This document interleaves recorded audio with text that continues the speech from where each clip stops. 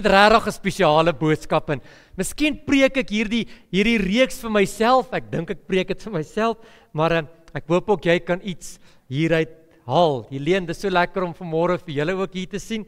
Mag die Here julle ook ryklik seën. As jy jou Bybel saamgebring het, maak dit oop daar by 2 Samuel hoofstuk 5. Ons praat vanmôre die laaste keer oor ons reeks oor die kroon.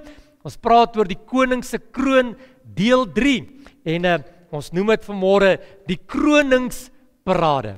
Wie het baat gevind by die reeks?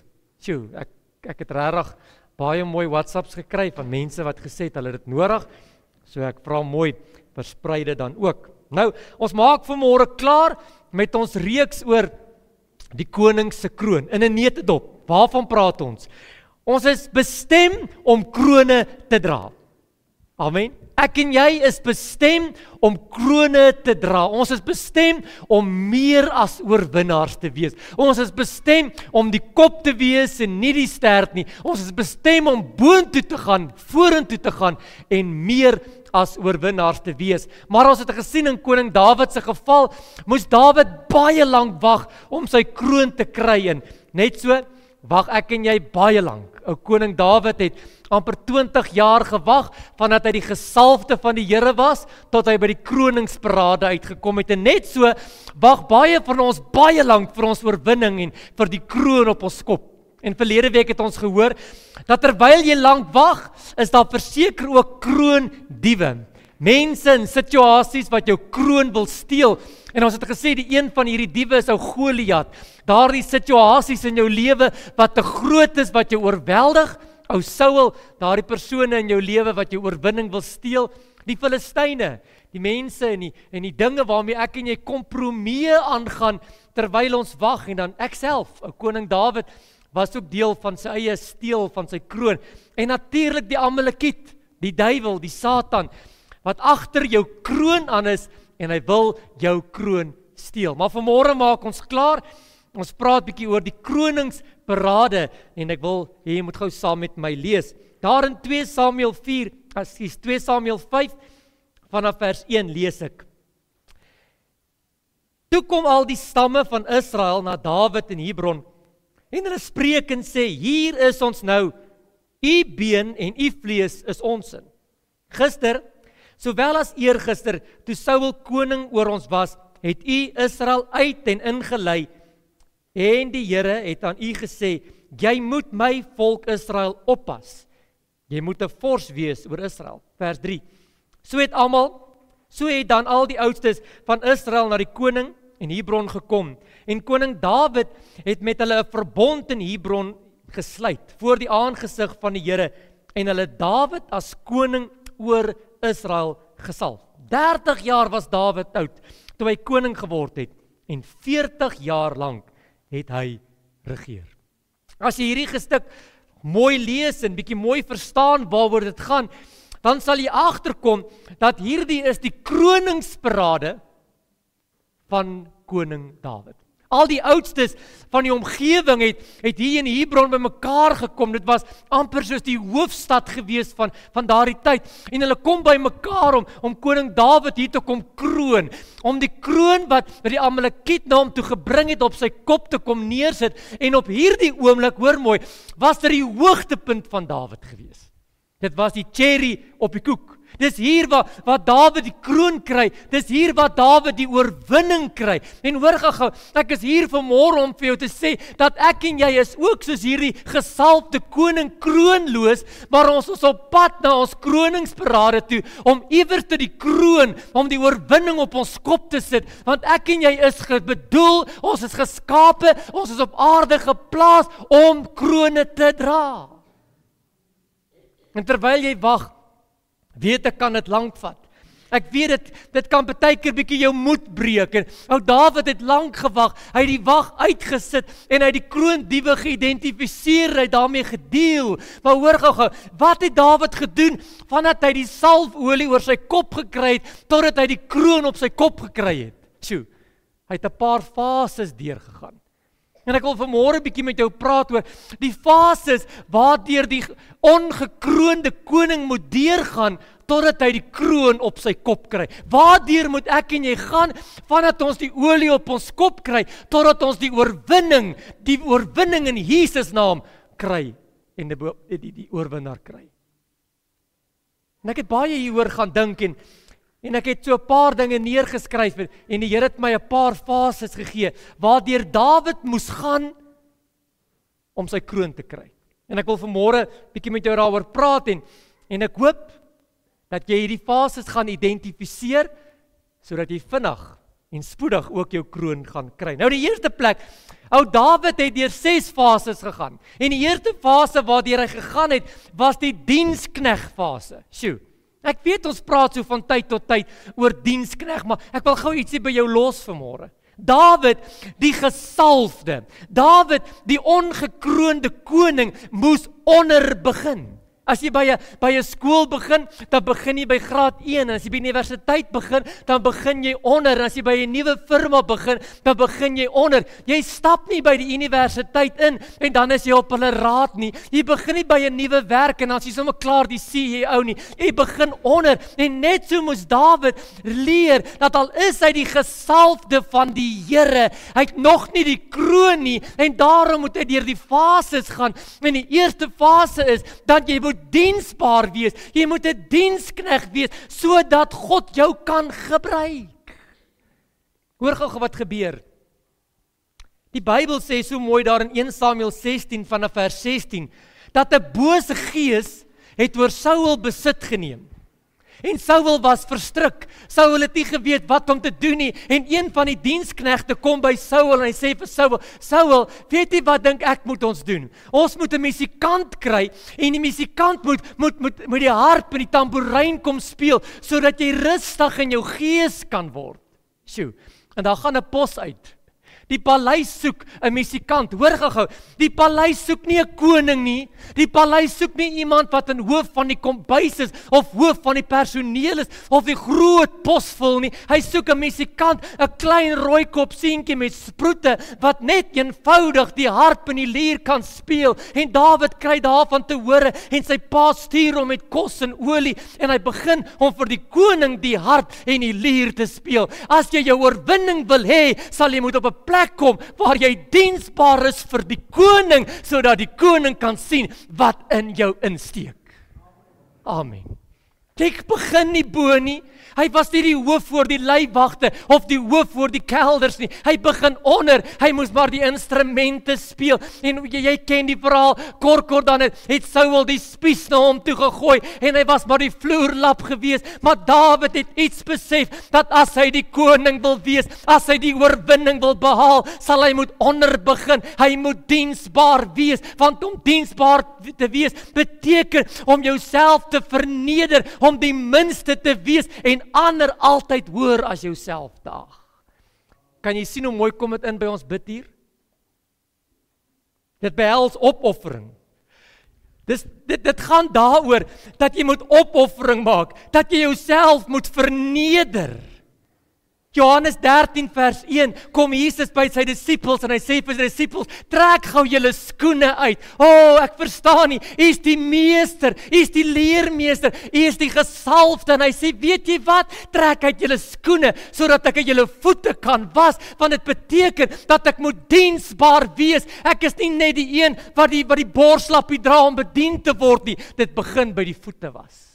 Onthou jy in Lukas 10:25, die man kom en hy kom by 'n barmhartige Samaritaan verby. Hy hou nie eers van hulle nie, en hy kry daar die barmhartige Samaritaan. Hy begin om hom te behandel. Hy vat hom na die herberg toe en sê vir hom, sorg vir hierdie man, want dit gaan nie meer oor my nie, dit gaan oor 'n ander persoon. Ek wil diensbaar wees vir die koning. Jy sien, om diensbaar te wees beteken eintlik in die grootte dat ons bereid is om onsself tweede te sit en die koning se werk eerste te sit. Diensbaarheid is die werk van die kerk. Kan ek gou die kerk sien? Nie die gebou nie, die kerk. Diensbaarheid is die werk van die kerk. Dis die manier hoe die kerk Jesus kom openbaar. Hoekom moes Dawid 'n diensknegt wees? Hoekom moes Dawid 'n diensknegt wees? Hoor gou my hart, want dis hier by die voete van die koning wat Dawid geleer het hoe om koning te word. Diensbaar. Dis hier waar hy gesien het hoe die paleis werk. Dit is hier waar Saul hom raak gesien het en hy later die wapendraer geword het. Want jy kry bevordering as jy diensbaar is. Dis ook hier by die voete van Saul waar hy gesien het hoe om dinge nie te doen nie. Hallo? En dis waar hy geleer het om 'n koning te word. Jy sê diensbaarheid gaan nie net oor dat ander mense op jou trap nie. Diensbaarheid gee jou 'n leerbare gees sodat jy kan leer hoe om die koning te kan word. En as jy nie bereid is om te dien nie, gaan jy nie krone dra nie. Ek lees 'n interessante ding. 'n Afgetrede korporaal het eendag gesê, as jy 'n rang in die army kry, is die rang nie daar om ander mense rond te stuur nie. Die rang is juis daar sodat jy weet hoe om ander mense te kan dien. Want as jy ander mense dien, kry jy baie meer reg. Handelinge 20:35 sê, dit maak 'n mens baie meer gelukkiger om te gee as om te ontvang. Markus 10:45 sê, die seun van die mens het nie gekom om gedien te word nie, maar om te dien. Filippense 2:4 sê, julle moenie elkeen na jou eie belange omsien nie, maar ook die van ander. Diensbaar. Kan ek vanmôre vir jou vra, hoe lyk jou diensbaarheid? Want sien, as jy die oorwinning wil kry, sal jy moet onder begin. Jy gaan deur die fases en jy gaan dit net nou sien. Hierdie fases is soos Lego blokkies. Dit bou bo op mekaar. Die tweede fase, dis die Goliat fase. En ek weet ek het verlede week so vinnig hieraan geraak, maar jy moet hierdie fase hoor om by die 6de fase uit te kom. Ons ken die verhaal. Ou Dawid kom by die Goliat en hy die Goliat hanteer en die Goliat uitgesorteer en die Goliat was weg gewees. En ek is vanmôre hier om vir jou te sê, dat wanneer jy geleer het om te dien, gaan daar Goliats kom. Die situasies gaan jou uitdaag. Hulle gaan jou uitdaag. En dan kom die Goliat, en as jy nie die Goliat gaan hanteer nie, gaan jy nie fase 6 kan doen nie. Daarom wil ek nie nou vrees ek kan hierdie fase tyd spandeer nie. Ek wil net hê jy moet weet, dat die Goliats in jou lewe moet uitgesorteer word, sodat jy die oorwinning kan kry. En as jy is hier in die begin van jou oorwinning, hier in die begin, nou dat jy geleer het om te dien en diensbaar is, en waar jy nederig voor die Here is, waar die probleme gaan kom, en die probleme moet hanteer. En nou ek leer gou iets, hier is net so 'n preek vir 'n ander dag, dat jy kan Goliat met 5 maniere uitsorteer. Daar was 5 klippies. Jy moet dit nou uit jou kop uit ken. Deur jou geloof, deur gebed, deur vas, deur Bybel lees en deur die werking van die Heilige Gees. Dit is hoe jy die Goliat uitsorteer. Dit is hoe jy die Goliat plat maak. Nou hoor gou, hier is ook net so iets interessant. As die Goliat val, as jou probleme val, moenie omdraai en sê ek het gewen en dan gaan jy paleis toe nie. Goliat staan weer op. Jy moet sy kop afkap. En ek weet nie wie moet vanmôre iets hoor nie. Ek praat met iemand spesifiek. Jy het jou probleem uitgesorteer en môre dan is jou probleem maar weer terug. Want jy het nie sy kop afgekap. In die gees moet jy jou probleem se kop afkap. Sodat jy nou by die fase 3 kan uitkom. En jy gaan fase 2 nou verstaan. Eerste fase is, jy moet diensbaar wees. Die tweede fase is, jy moet die Goliat uitsorteer. Die derde fase, hier's 'n mooi een. Dis die Jonatan fase. Nou, jy ken die verhaal. Jonatan en Dawid, Jonatan was Saul se seun, word beste vriende. Beste vriende. Maar dit is meer as dit. Dawid en Jonatan het 'n verbond met mekaar gesluit.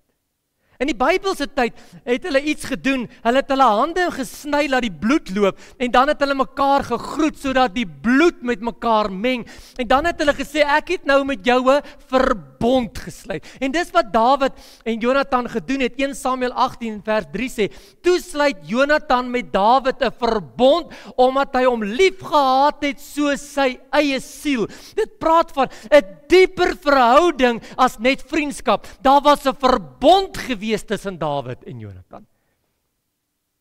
Jy sien, Dawid het dit nie daai tyd geweet nie, maar hy het die Jonathan nodig gehad. Hy het Jonathan nodig gehad. So ek het hierdie Samuel hierdie week gelees, en dan sit ek hom neer, dan sê ek, dan vat ek hom weer, en dit was net die mooiste verhaal.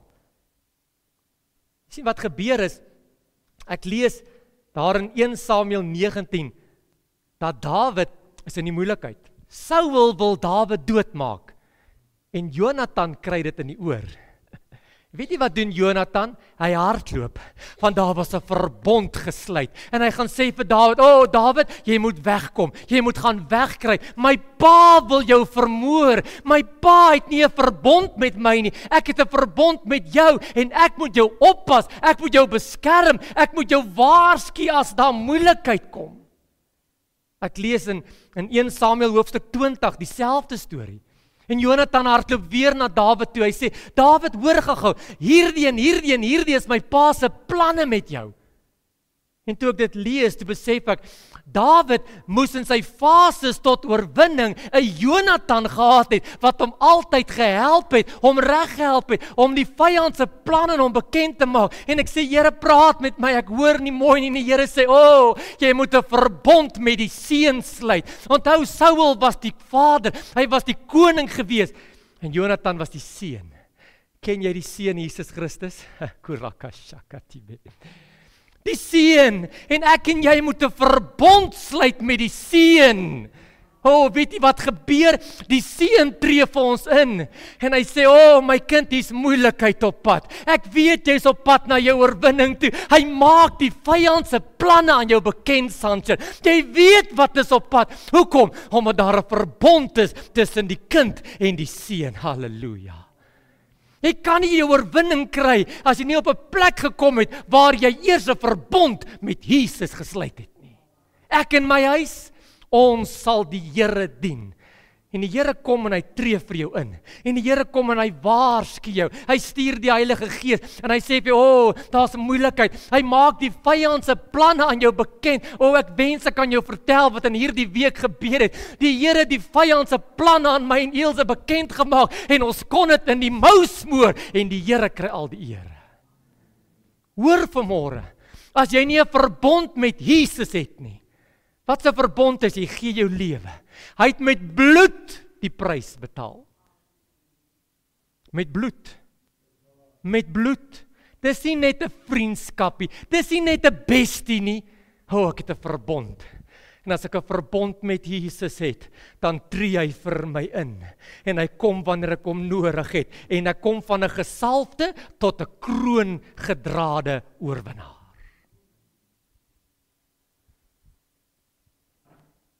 Dit bring my uit by die 4de fase. En hier is net so 'n mooi fase.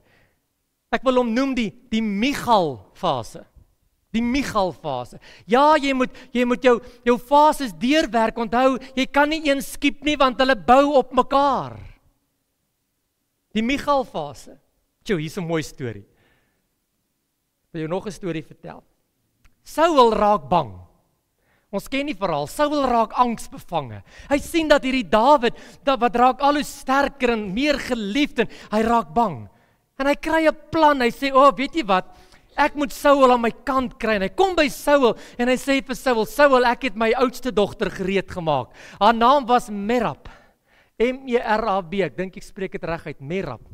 Jy kan hierdie oudste dogter kan jy kry as jou vrou. Weet jy wat doen Dawid? Hy sê, baie dankie, koning. Maar weet jy wat? Jou ander dogter, Michal, is mooier. Ek soek vir Michal. En Saul het so teruggestaan. Ek sien in my geestesoog hoe hy terugstaan en sê, jy ken nie vir Michal nie. Maar jy wil haar hê? Sy is joune, uit my hande uit. Vat vir Michal. Vat haar, asseblief, vat haar. En dan kom Saul en sê in 1 Samuel 18, hy sê, wat is die labolla? Wat moet ek betaal vir haar? En dan kom Saul dan sê, weet jy wat, ek soek die 100 voorhuide van Filistyne mans. 100 van hulle. En Dawid sê, weet jy wat, ek gaan vir jou 200 bring, en hy gaan maak 200 Filistynse mans dood, en hy bring 200 voorhuide van mans na die koning toe en sê, ek koop Michal by jou. En ek dink, Dawid het so 'n bietjie eer gekry. Sjoe, pas op, dienskneg van die Here, as jy begin oorwinnings kry, dat jy nie so 'n bietjie groot kop kry nie, want groot koppe kan nie krone dra nie. En ek leer 'n interessante ding. Dawid kry so 'n bietjie groot kop. Hy skryf nogal, julle moet dit gaan lees daar in 1 Samuel 8 en hy sê, "Sjoe, ek is nou die skoonseun van die koning." Kan jy daar arrogansie hoor? En Saul besluit hy gaan vir Dawid doodmaak. En Dawid vlug. En toe Dawid vlug, toe vat Saul hierdie vrou van Dawid en hy gee haar weg, van die naam was vir Palti, P-A-L-T-I, Palti. Hy gee haar weg en hy sê, vat hierdie vrou van Dawid vir jou, vat hom. En Dawid was vir 'n paar jaar weg, en Dawid kom terug, en toe hy terugkom, toe soek hy sy vrou. Hallo, dis hoe dit werk, jy soek jou vrou. En Michal se boetie gaan haal haar, sy naam was Iseboset. Hy gaan haal haar en hy sê, Dawid, hier's jou vrou. Ek het haar gaan haal, sy's joune.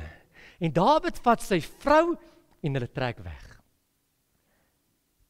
Na 'n paar jaar, toe Dawid koning was, toe sê Dawid vir sy soldate, kom ons gaan haal die verbondsark.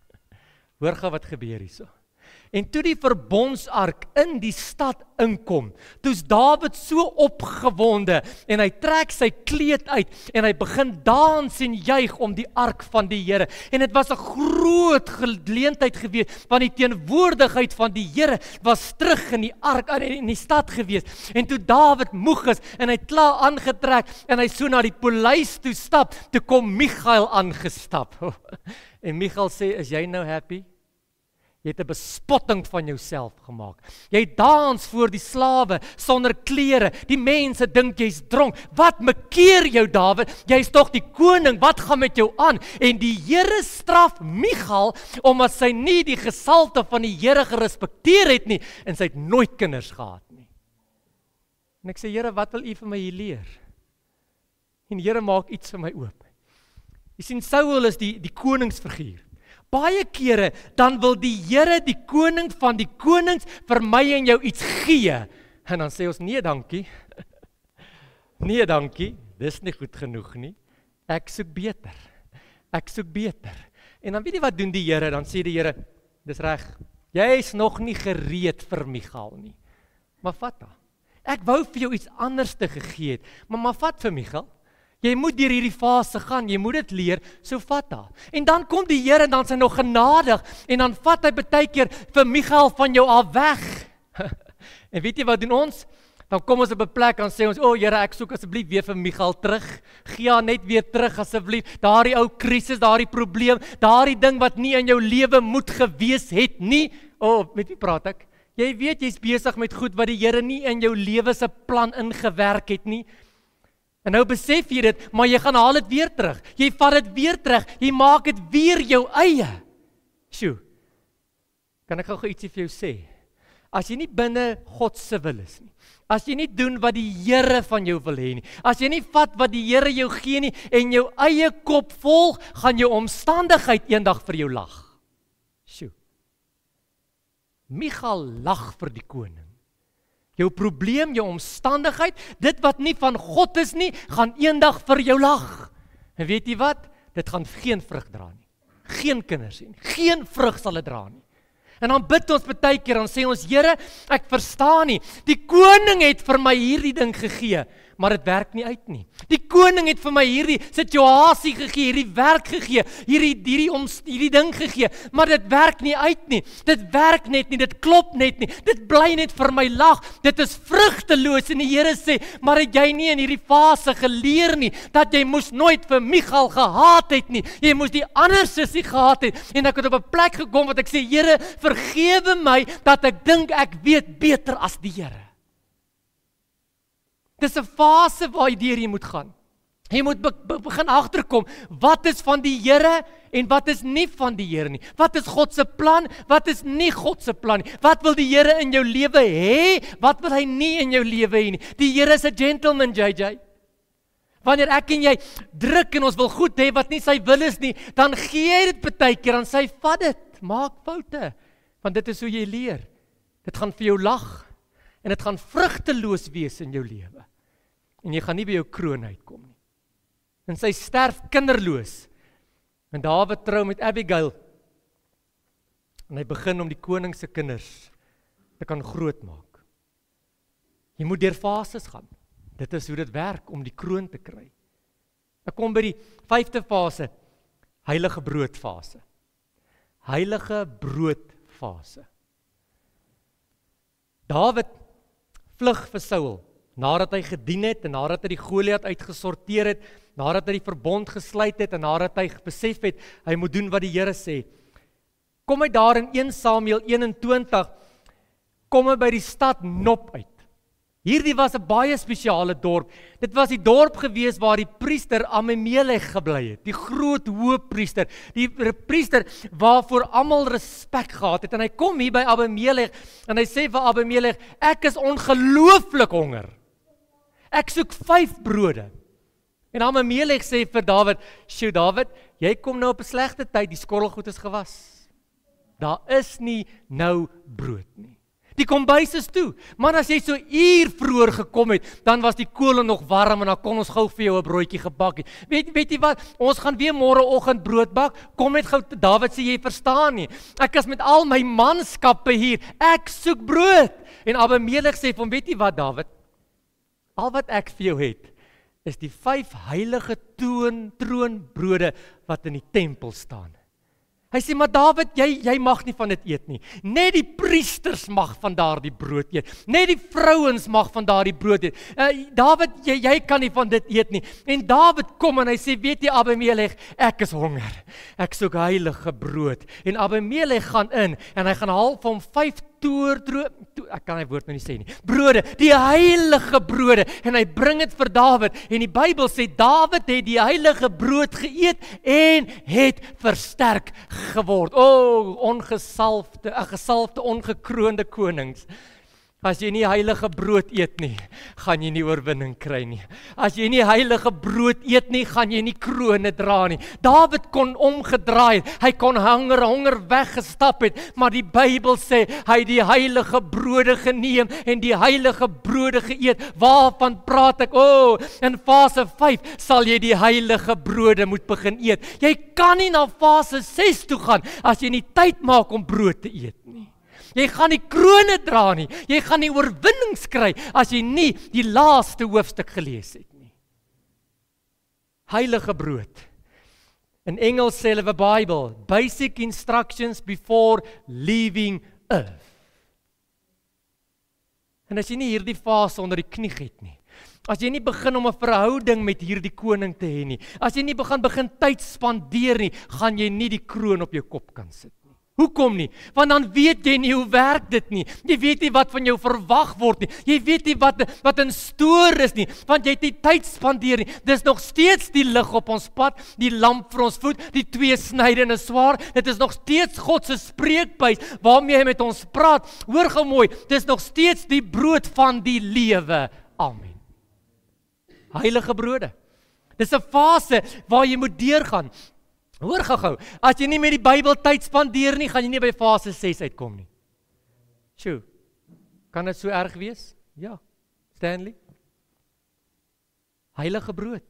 Jy sien, ons eet ons trommeldik aan brood, maar ons eet nie heilige brood nie. Jy moet eers by heilige brood uitkom, voordat jy na fase 6 toe kom gaan. En dit bring my by fase 6 en dan is ek klaar en dan gaan ons om die nagmaaltafel sit. Fase 6. Ek wil dit noem die Goliat se swaardfase. Sjoe. Nou, onthou ek het net nou gesê jy moet die Goliat uitsorteer. En as jy nie Goliat uitsorteer het nie, kan jy nie nou Goliat se swaardfase doen nie. Iets baie moois gebeur hier. Ek het dit nog nooit gelees nie. Toe Dawid klaar geëet het, toe vra hy vir Ahimelech, ek soek 'n wapen. Want met die vlug het ek my wapen verloor. 'n Koning sonder 'n wapen? Sjoe. En Ahimelech sê vir hom, weet jy wat Dawid, ek is daarom die priester. Ek praat nie eens baie hard nie. Ek het nie wapens nie. Dawid sê iemand moet 'n wapen hê. En die Bybel sê, ou Ahimelech was so besig om weg te loop en hy draai om en hy sê, weet jy wat Dawid? Ek onthou nou net iets. Onthou jy, toe jy nog 'n rooikop seentjie was, toe jy vir Goliat doodgemaak. Onthou jy dit? Jy het hom met sy eie swaard, het jy die kop onthou, Dawid sê ja. Hy sê, weet jy wat het ek gedoen? Ek het daar die swaard van ou Goliat gevat, en ek het hom gaan toedraai in die priester se mantel, en ek het hom in die tempel gaan bære. En Goliat sê, Dawid sê iets besonders, ek wil dit gou vir jou lees. Sê gou vir die persoon langs jou, nou moet jy hoor. 1 Samuel 21 vers 9, en toe sê Dawid, daar is nie nog so 'n swaard nie. Daar is nie nog so 'n swaard nie. Bring dit vir my.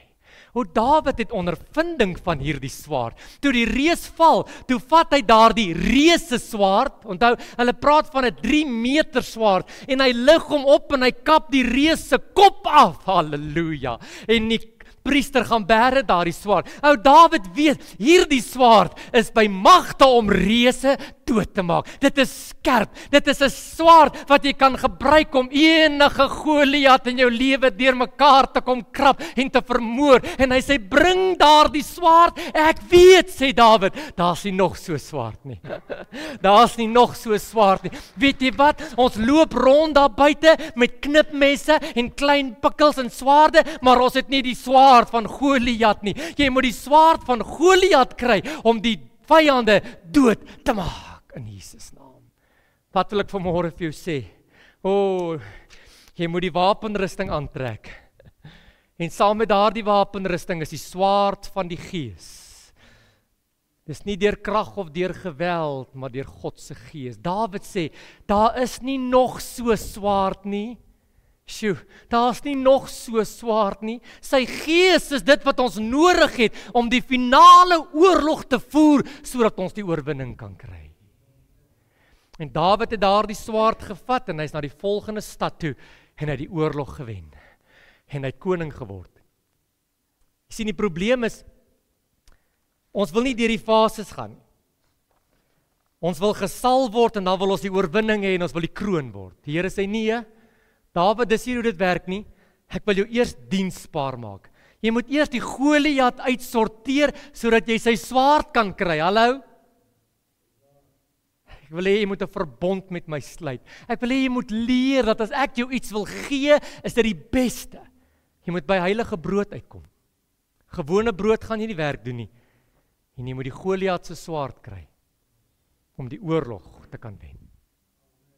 Kan ek gou sien hoeveel gesalfde sonder kroon is dit hierso? Dis vanmôre kroningsparade. Ons moet krone dra. Dis tyd dat ek en jy krone dra. Ek het met die eerste preek het ek gesê 28 kg suiwer goud het hulle op Dawid se kop gesit. 28 kg. Gooi die plastiek krone weg. Daar's beter goed in stoor. Maar jy sit vanmôre hier en jy sê, "Sjoe, ek weet darm nie. Ek is die gesalfde, maar ek het nie die oorwinning nie. Ek is die gesalfde, maar ek bly siek. Ek is die gesalfde, maar ek kry nie oorwinning nie. Ek is die gesalfde, maar Here, U weet waarmee ek sukkel." Jy moet deur die fases gaan. Jy moet deur die fases gaan. En ek weet ons hou nie van onder begin nie. Jy wil nie diensbaar wees nie. As die Here jou nie daar kan vertrou nie, gaan hy nie Goliat se swaard vir jou gee nie. Dis so groot uitmekaar uit. En partykeer dan gaan ons so vinnig deur hierdie fases. Ander kere dan vat ons 'n bietjie langer, want ons kry nie daai fase onder die knie nie. Ek het vanmôre gekom om vir jou te kom sê, hoor gaan my hart, jy bepaal jou eie kroningsparade se datum. Jou oorwinning lê vanmôre in jou hand. Jou verlossing lê in jou hand. Jou genesing lê in jou hand. Pastoor, waarvan praat jy? Jy moet deur die fases gaan, sodat jy die kroon kan dra. Kom ons sluit ons oë. Here, hier voor my sit vanmôre baie gesalfde konings. Here, U het hulle uitgekies. Here, U het hulle gekies vir 'n seisoen en vir 'n tyd, 'n dorp en omgewing soos hierdie. En soos ou Dawid, Here, wag ons baie lank. En daar's kroondiewe wat ons krone by ons wil vat en by ons wil steel. En ons is moedeloos. Maar Here, vanmôre het U gekom om ons te kom leer dat daar is fases waardeur ons moet beweeg. Here, ek wil nie meer vashak nie. Here, ek wil nie meer sukkel nie. Here, ek wil nie sukkel om by my kroon uit te kom nie. Vanmôre, Here, wil ek my hande uitsteek oor hierdie gehoor. Here, ek kan nie hulle kroningsparade datum vir hulle besluit nie. Dit begin by jouself vanmôre. En ek wil bid, Here, dat U vanmôre sal kom en met mense sal kom bemoeienis maak. Spandeer tyd vanmôre met mense. Here, sodat hulle kan sien in watter fase hulle vashak, sodat hulle kan aanbeweeg, sodat die kroon op ons kop kan kom. Here, ek verklaar vanmôre koningskinders. Ek verklaar vanmôre gesalfdes. Ek verklaar vanmôre oorwinning. Ek verklaar vanmôre genesing. Ek verklaar vanmôre krone wat op pad is om op konings se koppe te kom plaas. En ek verklaar vanmôre, Here, dat niemand dit van ons sal steel nie, in Jesus naam, en dat U self die kroon op ons kop gaan plaas. Here, dankie vir my kroon. Dankie, Here, vir my kroon. Dankie vir my oorwinning. Here, dankie vir dit wat ek nodig het om 'n koning te wees, totdat U my kom haal. Amen en amen.